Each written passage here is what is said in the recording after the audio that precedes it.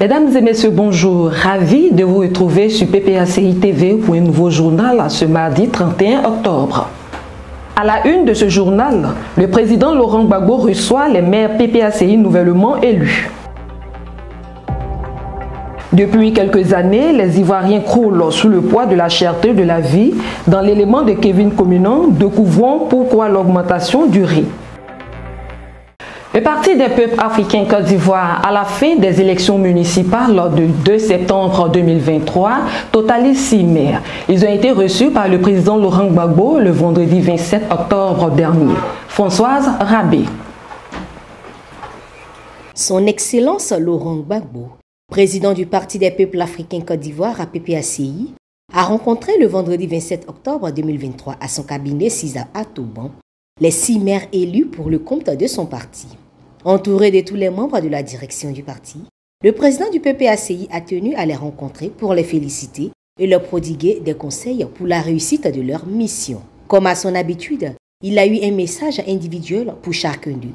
Relater quelques anecdotes sur leur campagne qu'il a suivie avec beaucoup d'intérêt. Présents à cette rencontre, les membres de la direction ont également prodigué des conseils. Maire de la commune d'Ago durant plus de 15 ans et ex-membre de l'Union des villes et communes de Côte d'Ivoire, Agnès Monet a proposé un atelier avec la fêtière afin de former les maires élus aux techniques et bonnes pratiques en matière de la gestion locale. Par la voix du maire de la commune de Ouragayou, Pierre Dakori-Tabli, les maires élus ont tenu à remercier son Excellence le président Laurent Gbagbo et le parti pour la confiance placée en eux. Ils ont en outre rassuré le président de leurs engagements à honorer le parti. Pour rappel, les maires élus sous la bannière PPACI sont Serilouma Hortense, maire de Grands Atrés dans la région de la Nawa, Dali Prince Arthur, maire de Lakota dans la région du Lodjibois, Assi Inden Théodore, maire de Yakassi Atobrou dans l'Amé, Pierre Dakori-Tabli, maire de Ouragayou dans le Gond, Oualo Jean-Luc, maire de Tabou, et Antoine Kanga, maire de Mbato dans le Moronou. Le conseil municipal de Mbato, dirigé par Kanga Antoine, a tenu sa deuxième réunion le samedi 28 octobre dans la dite localité. Reportage Ange Abraham. Cette seconde réunion du conseil municipal s'est tenue dans l'enceinte de la mairie de Mbato en présence du sous-préfet Dongo Kwaku, représentant le préfet du département et de la sénatrice Akese Yaba Adel. Examen et adoption de l'état d'exécution du budget au 3e trimestre 2023, puis examen et adoption du programme triennal 2024-2025-2026 sont les principaux points inscrits à l'ordre du jour. Vu l'importance de cette rencontre, la quasi-totalité des conseillers ont répondu à la convocation, y compris les chefs traditionnels et présidents d'organisations de la société civile. Il s'agit de notre deuxième réunion de conseil pour adopter notre budget triennal. Il s'agit pour nous de recenser les projets prioritaires et c'est ce que nous avons fait aujourd'hui. Et pour ce faire, nous avons convoqué la semaine dernière tous les présidents de mutuelles des 7 villages de la commune et chaque président de mutuelle a donc exposé et donc au finish nous avons retenu quelques projets que nous avons insérés dans notre budget triennal, dans notre programme bien entendu. À l'unanimité, le budget et le programme triennal ont été adoptés. Il faut noter que les recettes fiscales ont été multipliées par 4 au cours de ce mois d'octobre. De quoi motiver des femmes, jeunes et hommes à croire davantage au maire Kanga Antoine. Ça a été vraiment une réunion de qualité avec le bilan, les projets de notre nouveau maire de Mbato. Vous voyez que tous ceux qui étaient là étaient fiers de notre nouveau maire. Avec ses actions, déjà, il a commencé à travailler sans fonds de l'État. Ça veut dire que c'est un maire qui est engagé, qui est un maire de la population, qui va travailler pour la population, pour le bien de la population de Mbato. Déjà, on lui fait confiance. Je pense que vous allez voir dans les années à venir que le maire, c'est un bon maire. Vraiment, je soutiens le maire de Mbato, Kanga Antoine, parce que vraiment, il a des bonnes réflexions. Il va vraiment travailler, donc je le supporte. Donc ce qu'il a commencé n'a qu'à terminer. C'était bien une remarque faite que le maire veut vraiment travailler dans la vie de Mbato. Et ça me réjouit beaucoup. Vraiment, nous le soutenons. Que Dieu l'aide à vraiment réaliser ce qu'il veut faire, son projet, tous ses projets. Et puis bon, qu'il se passe bien. Nous avons eu droit à un conseil municipal vraiment enrichissant. Voilà, beaucoup de choses ont été dites. Nous sommes fiers d'appartenir vraiment à cette équipe-là. Parce que nous avons nourri l'idée de changer le visage de Mbato. Et avec le leader, monsieur le maire Kanga Antoine, je crois que c'est l'homme de la situation. Donc nous devons donc le soutenir, être auprès de lui dans toutes les situations pour arriver à nos fins. Tout ce que nous recherchons, c'est le développement de Mbato. Dans son programme, le maire d'Mbato met l'accent sur les voiries, l'extension de l'électrification, l'embellissement de la ville, sans oublier les actions sociales en faveur des femmes, des jeunes, des hommes et personnes de troisième âge. Il entend également ouvrir sa paisible cité aux éventuels partenaires. Toujours au titre des activités du parti, la Fédération d'Akoupé Commune a organisé une assemblée générale ordinaire le samedi 28 octobre 2023. Elle était placée sous le haut patronage du président Laurent Gbagbo, président du PPACI. Kevin Kobenan.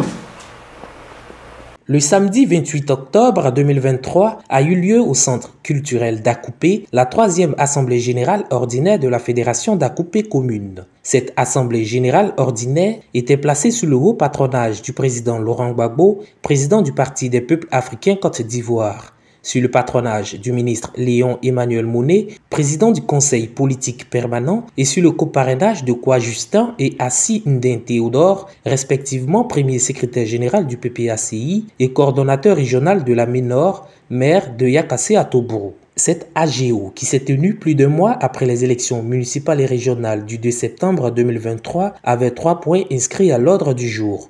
1. Information. 2. Bilan des élections et perspectives. 3. Divers. Après les mots de bienvenue du fédéral d'Akoupé à Chinikoula, la parole est revenue au camarade Yaponcho Bernardin, candidat du PPACI, de se prononcer notamment sur le point 2 de l'AGO. Pourquoi est-ce qu'on n'a pas gagné?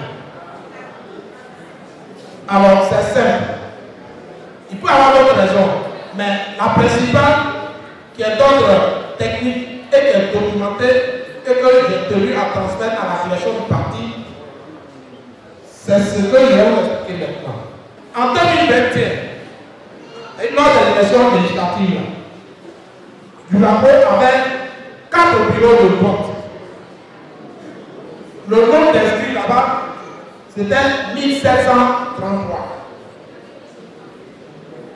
Un an et demi après, ils sont passés à 7 bureaux de vote. Et dans chaque bureau de vote, il y a 400 personnes. Donc, entre 2021 et 2023, ils ont ajouté 1145 personnes à la liste électorale à Dulapo.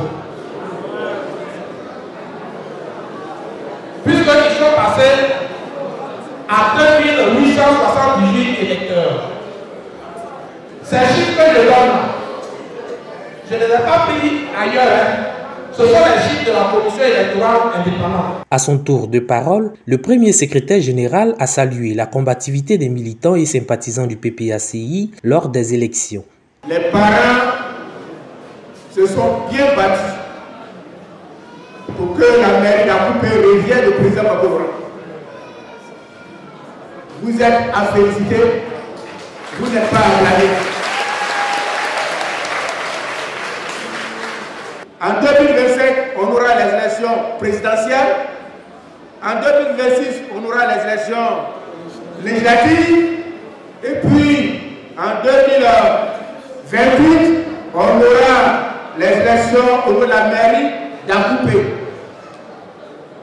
Pour les 3 élections à venir, il faut préparer ça maintenant pour que le PPACI gagne partout. Les jeux de session là, avec vos bases, vous devrez faire en sorte que les populations qui vivent sur le territoire soient connues et que d'autres populations ne viennent pas en temps électoral sur votre territoire pour voter alors que ces populations ne sont pas sur leur territoire. Aussi, a-t-il appelé les cadres PPACI de la ville d'Akoupé et de la Mbé en général à se mobiliser davantage pour le président Laurent Gbagbo. Plus jamais, Gbagbo n'aura ne pas perdre une commune dans la Mbé. Plus jamais. Et ça, c'est de la responsabilité des cadres de la Mbé.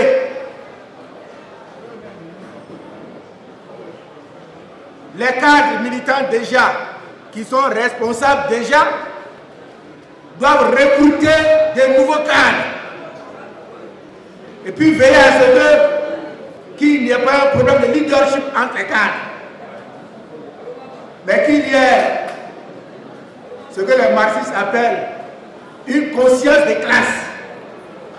Quand Bernardin a gagné, c'est tout le peuple PPACI d'Akoupé qui a gagné. Quand Bernardin a perdu, c'est tout le peuple PPACI d'Akoupé qui a perdu.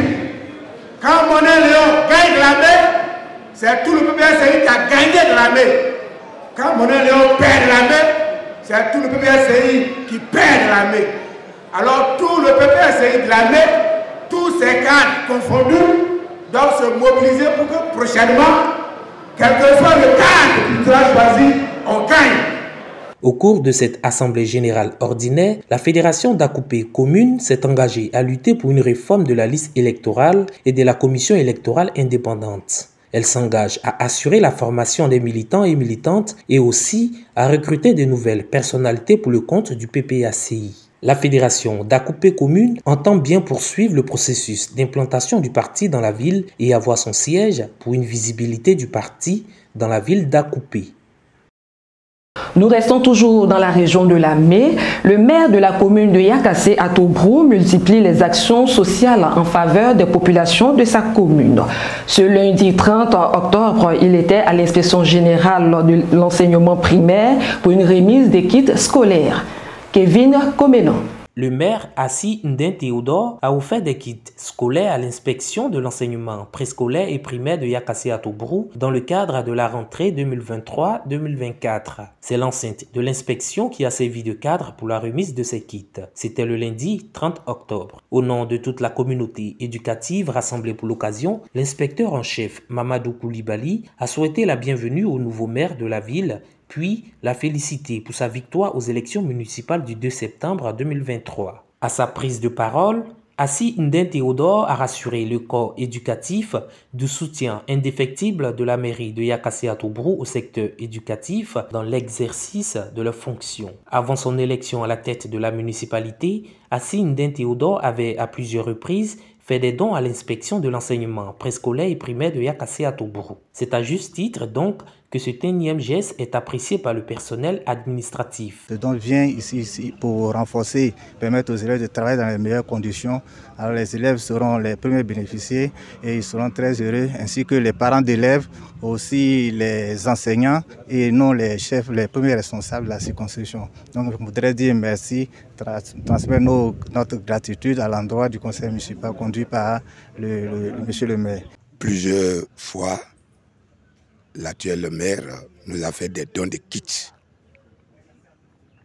3 ou 4 fois, nous avons reçu ces dons. Et même quelquefois au-delà de notre circonscription d'enseignement préscolaire et primaire. Je le confirme. Et ces dons viennent à point nommé, sauf que de manière générale, les kits arrivent avec un retard. Et actuellement, les choses sérieuses ont commencé. Nous n'avons pas encore reçu des kits étatiques. Et donc, ce don de M. le maire vient soulager un bon nombre d'élèves et surtout les enfants en situation socialement difficile. Il a toujours été de notre côté, particulièrement ici, à l'inspection de l'enseignement préscolaire primaire de Yakassé à Tobrou. Il a été le tout premier parrain de nos activités. Il connaît les réalités. Nous savons combien de fois il exprime sa volonté d'aider les élèves et les enseignants. Et notre souhait serait qu'ils poursuivent dans cette même voie. Au total, ce sont 800 kits scolaires composés de sacs à dos, de cahiers, de livres, de stylos et bien d'autres qui ont été remis à l'inspection de l'enseignement pour les élèves de la commune. Après la cérémonie, le maire a tenu à visiter les locaux du siège de l'inspection. Une visite guidée par l'inspecteur en chef qui n'a cessé d'énumérer les difficultés que rencontre son administration. Un ampérage faible, des bâtiments qui attendent d'être rénovés, des toilettes inexistantes et une bibliothécaire désespérée. Il y a un manque de local ici. Notre bureau est là, mais il doit être réhabilité. Et comme il n'est pas encore réhabilité, pour le moment nous sommes ici. Avant, on était à l'EPP Coproya. Ils avaient construit un bureau là-bas qui nous servait de bibliothèque. Maintenant, ils ont créé une maternelle. Il fallait qu'on libère l'école. C'est comme ça que nous sommes arrivés ici. J'aimerais qu'ils réhabilitent nos locaux pour que nous puissions passer là-bas, pour que vraiment le cadre soit agréable pour pouvoir recevoir les élèves et les parents qui veulent bien lire. Le visage que présente l'inspection de l'enseignement préscolaire et primaire de Yakassé Tobrou est celui de l'école ivoirienne en général, sous le regard bien complice du gouvernement. Le président Laurent Gbagbo continue le réaménagement de la direction du parti avec la nomination de nouveaux vice-présidents exécutifs. Françoise Rabé. Le président du Parti des peuples africains Côte d'Ivoire continue de peaufiner la direction de son parti. Ainsi, toujours au titre de la vice-présidence exécutive, la camarade Ouraga Eugénie est nommée troisième vice-présidente exécutive en charge de l'éducation nationale. Ensuite, de manière nominative, nous avons Abi Blaise en charge des transports, Aka Joël Alfred du patronat, Bowie Djedje Hilaire en charge de la culture, Bowie Paul Arnaud en charge de l'entrepreneuriat et du secteur privé, Boka Angèle des relations avec les mouvements et partis politiques alliés, Boni Beda en charge de la politique économique, Djedje Hilary Benjamin en charge du sport et du tourisme, Jojo Toba en charge des relations avec les institutions de la République, Fadiga Kassouma en charge du pétrole, des mines et de l'énergie. Gbagbo Koudou Michel en charge de la politique et de la sécurité. Nyanya Yadou Maurice en charge des représentations à l'étranger et de la diaspora. Nyaoulé Oupo en charge de la politique de l'enseignement supérieur et de la recherche. Guerrero Lukou Émile en charge du foncier et de l'état civil. Pierre Kipré en charge de l'administration du territoire. Klakwe Sylvanus en charge des télécommunications et de l'économie numérique.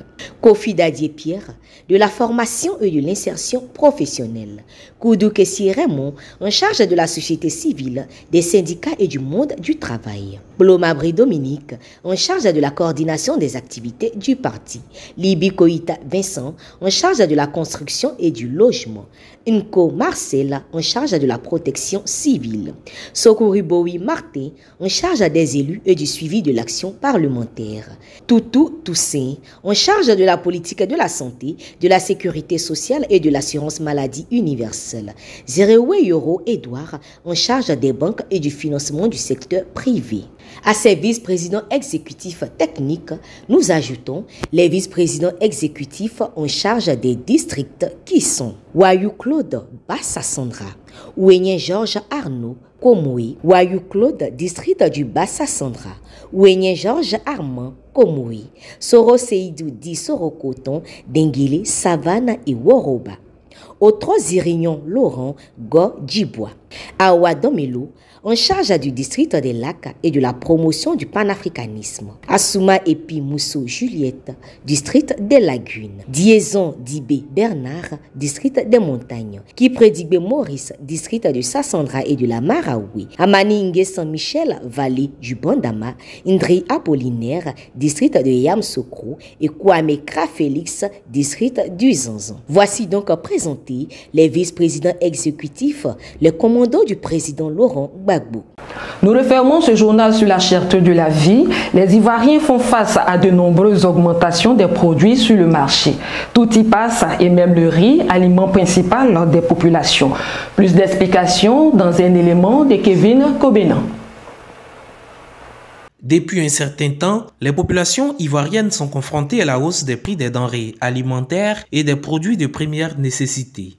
Au nombre de ceux-ci, le sucre, l'huile, l'essence, la farine, le ciment et bien d'autres produits. Le riz blanc aussi a connu une augmentation significative.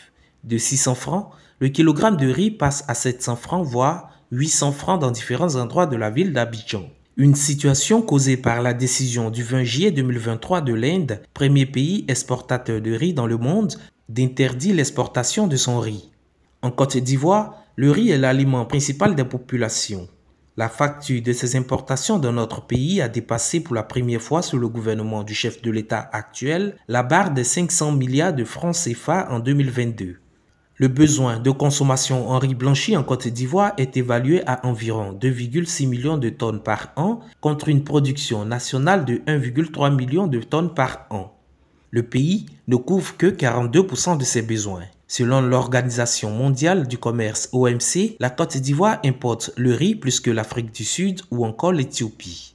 L'augmentation du riz n'est qu'une goutte d'eau dans la mare des nombreux produits déjà augmentés. Même si le 18 octobre dernier, l'Inde a autorisé certaines exportations de riz vers la Côte d'Ivoire en particulier, le surplus sur le kilogramme du riz est resté intact aux grandes dames des Ivoiriens pour qui le gouvernement semble prendre des mesures à la taille de ses ministres plutôt que de ses populations. Pour rappel, en 2010, l'économiste avait demandé 5 ans pour faire de la Côte d'Ivoire un paradis avant de prendre le pouvoir par les armes. 13 ans après, ils sont des milliers d'Ivoiriens qui fuient le paradis en risquant leur vie en mer. Fin de ce journal. Merci de nous avoir suivis. Bonne célébration de la fête de la Toussaint. Au revoir.